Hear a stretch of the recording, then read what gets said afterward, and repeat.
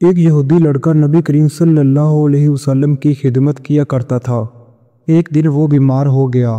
آپ صلی اللہ علیہ وسلم اس کا مزاج معلوم کرنے کے لیے تشریف لائے اور اس کے سرانے بیٹھ گئے اور فرمایا کہ مسلمان ہو جا۔ اس نے اپنے باپ کی طرف دیکھا، باپ وہیں موجود تھا۔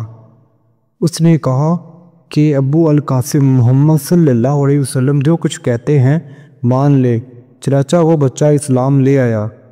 جب ان حضرت صلی اللہ علیہ وسلم باہر نکلے تو آپ نے فرمایا کہ شکر ہے اللہ پاک کا، اس نے اس بچے کو جہنم سے بچا لیا۔